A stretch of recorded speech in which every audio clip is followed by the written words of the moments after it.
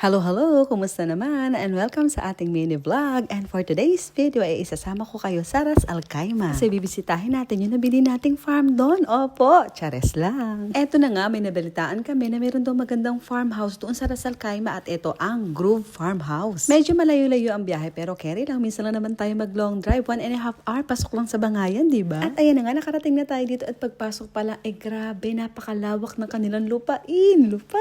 Dahil perfect nga ang weather ngayon, hindi natin dama ang init. Grabe, para lang tayo nasa Tagaytay. Dalhin nyo na dito sa Grove Farmhouse ang inyong family kasi ayan, pwede dito ang mga bagets. Mag-e-enjoy sila dito kasi meron sila ditong pa-play area. Kaya nila ditong i-cater ang 30 persons. At dahil Ramadan nga, naka-promo sila ng 1,000 dirhams during weekdays at 2,500 naman during weekends. Meron din sila ditong swimming pool, ihawan, meron din ditong bilyaran at pwede rin kayo dito mag-video, okay? Perfect na perfect to sa mga occasions tulad ng kasal, birthday, binyag, debut, church activities, school activities, or kahit simple na family gathering lang. At pag nirentahan nyo nga itong Grove Farmhouse, solong-solo nyo ang inyong privacy kasi sa inyo ang buong farm. At pwedeng-pwede nga pala kayo dito magluto kasi napakalaki ng kanilang kitchen na kumpleto na din. May ref, may kalan at kung ano-ano pa. Kaya kung interesado kayo, make your bookings na at i-follow sila sa kanilang mga social media account para lagi kayo updated. Samantalahin nyo na habang merong promo at samantalahin nyo na din habang maganda ang weather. Perfect talaga na mag-banding ng ganitong panahon. Alam nyo na yung maganda yung weather, masarap yung hangin, masarap kumain sa labas habang nagchichikahan lang. Tapos ang isa pang nakakatuwa dito kahit ang ingay-ingay namin walang sumasaway kasi nga naman napakalaki ng kanilang hacienda.